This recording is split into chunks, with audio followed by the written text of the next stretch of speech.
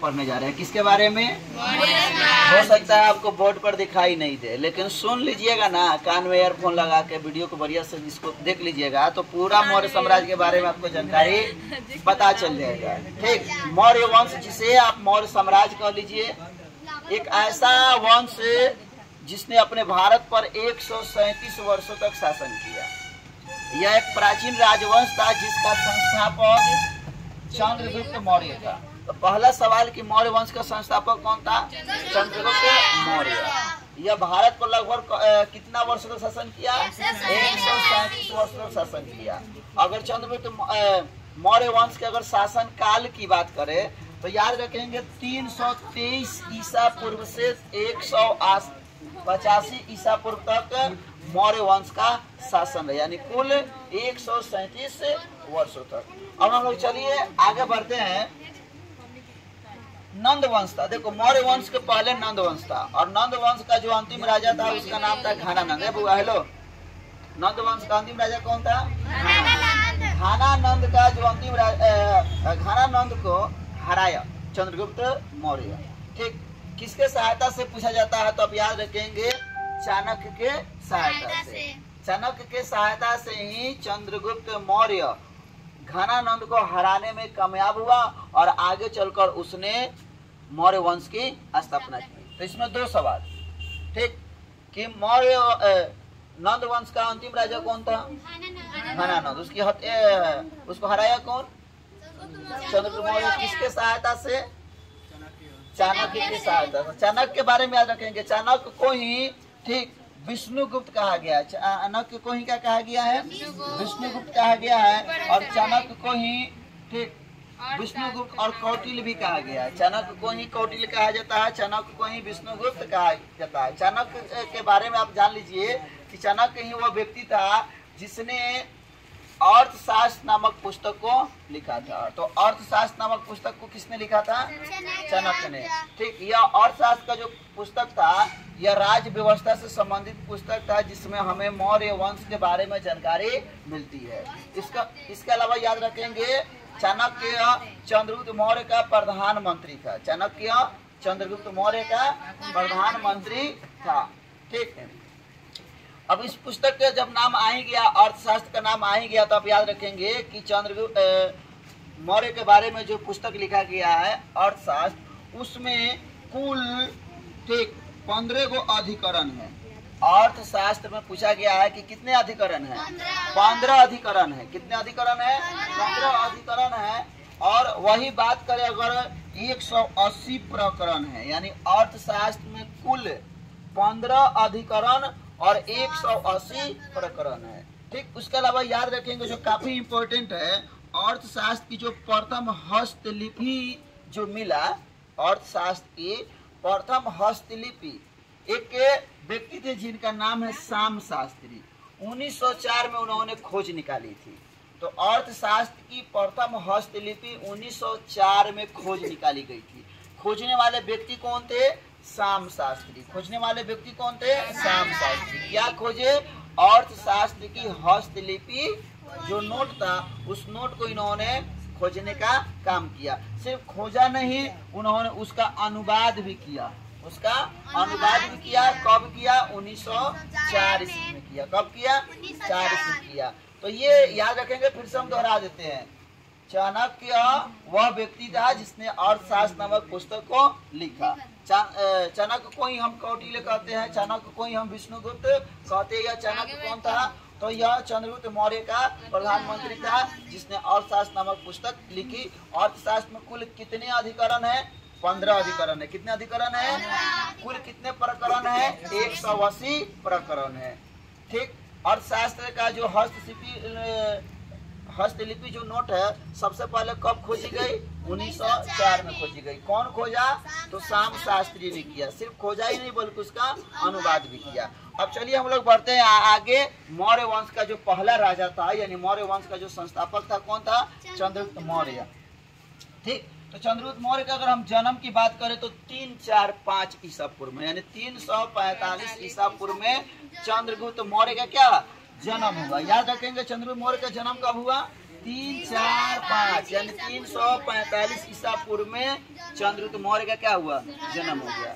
ठीक, देखो यूट्यूब पर अगर वीडियो देख रहे हो तो क्या करो, उसका स्पीड आता है, स्पीड को बढ़ा दो, 2-4 बार सुन लो, जल्दी में हो जाएगा।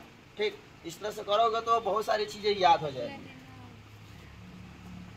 तो याद रखेंगे चंद्रगुप्त मौर्य का जन्म कब हुआ, 345 ईसा पूर्व में, और यह मगध की राजगद्दी पर 322 ईसा पूर्व में बैठा था। कब बैठा था, 322 ईसा पूर्व में मगध के राजगद्दी में बैठा था।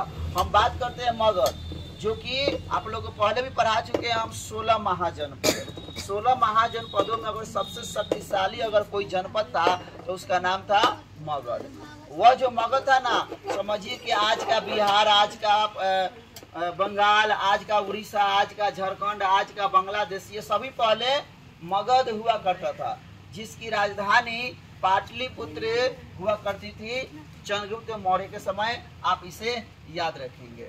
ठीक, यानी चंद्रगुप्त मौर्य ने पाटलिपुत्र को अपनी राजधानी ही माना।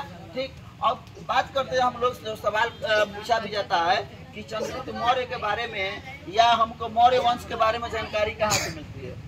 ठीक, तो देखो चंद्रगुप्त मौर्य वंश के बारे में, मौर्य वंश के बारे में हमको जानकारी कई स्रोतों से मिलती है। सबसे पहले आप याद रखेंगे, ठीक, चाणक्य का अर्थशास्त्र, इसके बारे में भी हम बता ही दिए। उसके अलावा मेगास्थनीज का एक पुस्तक है इंडिका, मेगास्थनीज का एक पुस्तक है इंडिका। तो इंडिका भी मौर्य वंश के बारे में हमें जानकारी देती है। अब थोड़ा मेगास्थनीज के बारे में याद रख लीजिए कि कौन था। देखो मेगास्थनीज एक यूनानी यात्री था। मेगास्थनीज कौन था, यूनानी यात्री था, और यह सेलुकस का राजदूत था। सेलुकस का राजदूत था, जो कि चंद्रगुप्त मौर्य के दरबार में भारत आया था। और आया तो इसने एक पुस्तक लिखा, जिस पुस्तक का नाम क्या है, इंडिका। मेगास्थनीज के पुस्तक का क्या नाम है, इंडिका। और यह किस वंश की जानकारी देता है, मौर्य वंश की जानकारी देता है। चलो, उसके अलावा विशाखा दत्त की मुद्रा राक्षस। ठीक, तो मुद्रा राक्षस के बारे में ही याद रखेंगे, इससे भी हमको मौर्य वंश के बारे में जानकारी मिलती है। यह वही मुद्रा राक्षस है जिसमें पहली बार यह बताया गया है, ठीक, कि चंद्रगुप्त मौर्य का नाम असली में क्या है, चंद्रगुप्त मौर्य है। ठीक, चलिए हम लोग आगे बढ़ते हैं। उसके अलावा सम्राट अशोक के ढेर सारे स्तंभ लेख, शिलालेख है, जिसमें हमको मौर्य वंश के बारे में जानकारी बताई गई है, वहां से हम जानकारी प्राप्त करते हैं। उसके अलावा आप याद रखेंगे, मुद्रा राक्षस में ही चंद्रगुप्त मौर्य को ब्रिसल कहा गया। मुद्रा राक्षस में ही चंद्रगुप्त मौर्य को ब्रिसल कहा गया। ब्रिसल का मतलब होता है निम्न कुल। ठीक, तो बीपीएससी में सवाल पूछ देगा, ठीक, कि वह कौन सा साक्ष्य है या कौन सा ऐसा प्रमाण है जिससे यह मालूम चलता है कि चंद्रगुप्त मौर्य निम्न कुल का था। ठीक, तो वह मुद्रा राक्षस पुस्तक है, जिसमें चंद्रगुप्त मौर्य को ब्रिसल कहा है, यानी निम्न कुल का कहा गया है, और नंदराज का पुत्र कहा है। नंदराज का पुत्र कहा है, याद रखेंगे। उसके अलावा यूनानी लेखकों ने चंद्रगुप्त मौर्य को एंड्रोकोटस या याद रखेंगे सैंड्रोकोटस कहा है। तो यूनानी लेखकों ने चंद्रगुप्त मौर्य को क्या कहा, एंड्रोकोटस और सेंड्रोकोटस कहा। क्या कहा, एंड्रोकोटस, सेंड्रोकोटस, एंड्रोकोटस, सेंड्रोकोटस। किसने कहा, यूनानी लेखकों ने कहा। ठीक, चलिए, एक प्लूटार्क है, प्लूटार्क कहता है, लिखता है अपने किताब में कि चंद्रगुप्त मौर्य के पास 6 लाखों की सेना थी। कितने लाखों की, हाँ, 6 लाख सैनिकों की सेना थी। अब समझिए कि उस जमाने में 6 लाख सैनिकों की सेना होना अपने आप में बहुत बड़ी बात है। अब इसको जस्टिन बीबर नाम के व्यक्ति ने क्या कह दिया, डाकुओं का गिरोह कह दिया। तो सवाल पूछा हुआ है कि बताइए चंद्रगुप्त मौर्य की सेना को किसने डाकुओं का गिरोह कह दिया। तो याद रखेंगे जस्टिन बीबर कर रहा है। जस्टिन बीबर एक सिंगर है, ठीक, याद रखेंगे। जस्टिन ने कहा था कि चंद्रगुप्त मौर्य की सेना क्या है, डाकुओं का गिरोह है। चंद्रगुप्त मौर्य की सेना क्या है, डाकुओं का गिरोह है। चलिए, चंद्रगुप्त मौर्य के आखिर चंद्रगुप्त कहा गया, उसका प्राचीनतम प्रमाण हमें कहाँ से मिलता है, तो रुद्रदामन का एक अभिलेख है, जूनागढ़ अभिलेख। कौन अभिलेख, जूनागढ़ अभिलेख, जिसमें चंद्रगुप्त मौर्य के नाम होने का प्रमाण मिला है। और आपको अगर धार्मिक दृष्टि से देखा जाए तो चंद्रगुप्त मौर्य जैन धर्म को मानने वाला था, जैन धर्म का वह अनुयायी था। और आगे चलकर उसने संलेखना विधि द्वारा, जो कि जैन धर्म में एक विधि है जिसके द्वारा अपने शरीर को त्याग कर दिया जाता है, और संलेखना विधि के द्वारा चंद्रगुप्त मौर्य, आप याद रखेंगे, करीब 295 ईसा पूर्व में, करीब 295 ईसा पूर्व में उसने क्या किया, अपने शरीर को त्याग दिया। चलिए हम आगे कुछ और जानकारी, जो एक एपियानुस है उसके अनुसार बताया जाता है कि 305 ईसा पूर्व में यूनानी शासक सेल्यूकस को चंद्रगुप्त मौर्य ने क्या किया, हरा दिया।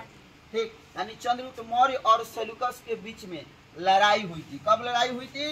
तो 305 ईसा पूर्व में वह लड़ाई हुआ, तो उसमें चंद्रगुप्त मौर्य विजयी हुआ और सेल्यूकस क्या हुआ, हार गया। अब समझिए, जब सेल्यूकस हार गया तो पहले भी हम आपको बता चुके हैं, ठीक, पहले क्या होता था, वैवाहिक संबंध बनाकर अपने राजपाट का विस्तार किया जाता था।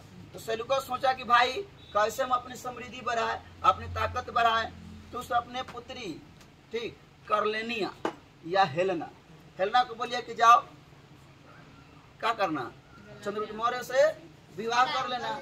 यानी सेल्यूकस ने अपनी पुत्री हेलेना का विवाह चंद्रगुप्त मौर्य से कर दिया। ठीक, तो याद रखेंगे चंद्रगुप्त मौर्य के पत्नी के क्या नाम था, हेलेना। हेलेना का और नाम क्या है, कार्लेनिया। क्या नाम है, हाँ, कार्लेनिया नाम है, जिसका शादी किससे हो गया, चंद्रगुप्त मौर्य से हो गया। अब देखिए जब शादी हुआ तो भाई, अब देखिए दहेज का रस्म में क्या दिया गया, 4 गो प्रांत दे दिया गया। पूछा हुआ है कि जब चंद्रगुप्त मौर्य का शादी हुआ तो सेल्यूकस ने दहेज स्वरूप में क्या क्या दे दिया, 4 गो प्रांत दे दिया, 4 गो देश समझ लिए दे दिया। वो कौन कौन, तो याद रखेंगे, वो पहला काबुल, दूसरा याद रखेंगे गंधार, तीसरा याद रखेंगे हेरात, और चौथा कौन सी, मकरान। बोलिए 4 प्रांत दे दिया में किसको, चंद्रगुप्त मौर्य को। कौन कौन, काबुल, गंधार, हेरात और मकरान। फिर से बोलो, कौन कौन, काबुल, गंधार, हेरात और मकरान, यह उसको दे दिया चंद्रगुप्त मौर्य को। सेल्यूकस ने क्या किया, दे दिया। अब बोलिए बदले में चंद्रगुप्त मौर्य का भी फर्ज बनता है कि भाई कुछ दे। देखते ना आप लोग शादी ब्याह में, जयमाला में जब दुल्हा जाता है शादी करने, तो वो भी लड़की को कुछ न कुछ गिफ्ट स्वरूप में देता है। तो चंद्रगुप्त मौर्य ने क्या किया, वो भी उपहार स्वरूप 500 हाथी दे दिया। कितना हाथी दे दिया, हाँ, बदले में चंद्रगुप्त मौर्य ने कितना हाथी, 500 हाथी दे दिया। देखिए कितना बड़ी बात है, 500 हाथी क्या किया, गिफ्ट में दे दिया सेल्यूकस को कि लीजिए भाई। ठीक, चलिए ऑलरेडी आपको हम बता दिए कि अर्थशास्त्र में लगभग कितने अधिकरण है, 15 अधिकरण है और 180 प्रकरण है। ठीक, ये सब आपको बता दिए। अब याद रखेंगे कि चंद्रगुप्त मौर्य, ठीक, मृत्यु कब हो रही है चंद्रगुप्त मौर्य की, तो याद रखेंगे 295 ईसा पूर्व में संलेखना द्वारा एक सरवन बेलगोला स्थित चंद्रगिरी की पहाड़ी थी। सरवन बेलगोला स्थित चंद्रगिरी की पहाड़ी पर चंद्रगुप्त मौर्य ने संलेखना विधि द्वारा अपने शरीर को क्या किया, त्याग दिया। एक और सवाल जो छूट रहा है, पूछा जाता है कि चंद्रगुप्त मौर्य आखिर जैन धर्म की दीक्षा, ठीक, किससे लिया, जैन धर्म की दीक्षा किससे लिया, तो याद रखेंगे एक साधु था भद्रबाहु। कौन, भद्रबाहु। आप लोगों को बहुत पहले जैन धर्म के बारे में पढ़ाए थे, खास करके, ठीक, भद्रबाहु और अस्तुलभद्र। ठीक, याद आ रहा है ना, दोनों के प्रयास से जैन धर्म 2 शाखा में बट गया था, एक श्वेतांबर और एक दिगंबर। पता है आपको, श्वेत वस्त्र धारण करने वाले को क्या कहा गया, श्वेतांबर कहा गया, और जो नंगे रहते थे, सवाल बता दीजिए, कुछ सवाल पूछ रहे हैं। सबसे पहले चलिए, मौर्य वंश का शासक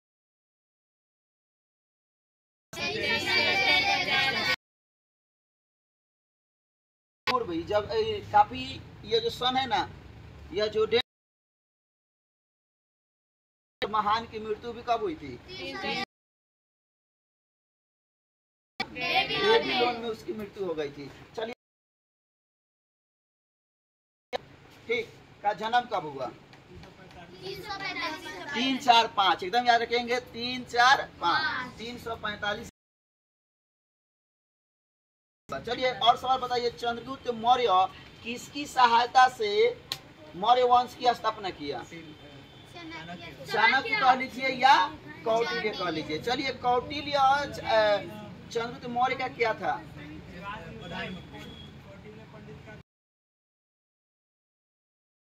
उल्लेख आता है कि कहीं उसका उल्लेख नहीं है, लेकिन किताबों में ऐसा बताया गया है। ठीक, तो आपको खास करके जब एग्जामों में पूछा जाए तो आप बता सकते हैं। ठीक, चाणक्य को कौटिल्य कहा जाता है। चलिए उसके अलावा अगर पूछ दिया जाए कि चंद्रगुप्त मौर्य ठीक किस कुल से था? निम्न कुल से था। किस कुल से था? निम्न कुल से था। जाओ नंबर। तो किस कुल से था? निम्न कुल से। चलिए अब बताइए, चंद्रगुप्त मौर्य के समय मगध की राजधानी कहाँ थी? जल्दी बोलिए, कहाँ थी? अच्छा, पाटलिपुत्र नगर की स्थापना किसने किया था?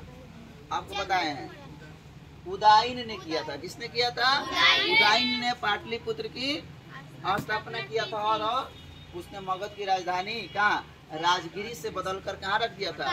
पाटलिपुत्र रखा था। चलिए राजगीर का जब नाम आ गया तो भी बता दीजिए, राजगीर को किसने बसाया था? जल्दी बोलिए। बिंदुसार नहीं, बिंबिसार। किसने? और इस नाम में आप लोग थोड़ा सा कंफ्यूज रहते हैं। बिंबिसार, ठीक, और कौन? बिंदुसार। दोनों के बारे में आप लोग थोड़ा जान लीजिए बढ़िया से। देखो पहले बिंब, बिंब का मतलब समझो कि पूरा बुमा, बड़ा पिलर। आप बिंदु से याद रखना, छोटा चीज। पहले बिंबिसार आया, उसके बाद में कौन है? बिंदुसार का नाम आता है। बिंबिसार का उल्लेख हर्यक वंश से था। किस वंश से संबंध था? बिंबिसार हर्यक वंश का कौन था? संस्थापक था, जिसके पुत्र का नाम आप लोग पढ़े होंगे, अजातशत्रु, जिसने अपने पिता का ही क्या किया था? मार दिया। और बिंदुसार के बारे में याद रखेंगे, इसका संबंध मौर्य वंश से। बिंदुसार का संबंध किससे है? मौर्य वंश से। और यह चंद्रगुप्त मौर्य का पुत्र बताया जाता है। ठीक, और जो दुनिया का एक महान सम्राट हुए अशोक, अशोक के पिता थे बिंदुसार। ठीक, अशोक के पिता कौन थे? बिंदुसार।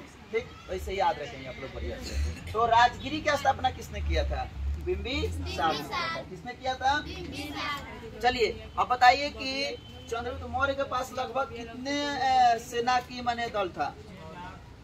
6 लाख। अब एक और सवाल बताइए कि किसने चंद्रगुप्त मौर्य के सेनाओं को डाकुओं का गिरोह कह दिया? किसने? जस्टिन ने कह दिया। किसने कह दिया भाई? हाँ, जस्टिन ने डाकुओं का गिरोह कह दिया था। कोई दिक्कत? चलिए चंद्रगुप्त मौर्य का विवाह किससे हुआ? हेलेना का दूसरा नाम क्या है? कार्नेलिया। कौन सी? हाँ, कार्नेलिया याद रखेंगे। ठीक, वो किसकी पुत्री थी? हेलेना। बताओ ना, कौन सी? चंद्रगुप्त मौर्य की। अरे चंद्रगुप्त मौर्य की पत्नी थी, पुत्री किसकी थी? सेल्यूकस की। ठीक, चलिए कोई दिक्कत? कोई सवाल अगर आप लोग लग रहा है तो बोलिए। मृत्यु कब हुआ? काफी फेमस है, बोलिए। 200 कहाँ? चंद्रगिरी पहाड़ी याद रखेंगे। कौन पहाड़ी? चंद्रगिरी पहाड़ी कहाँ है? सरवन बेलगोला में है।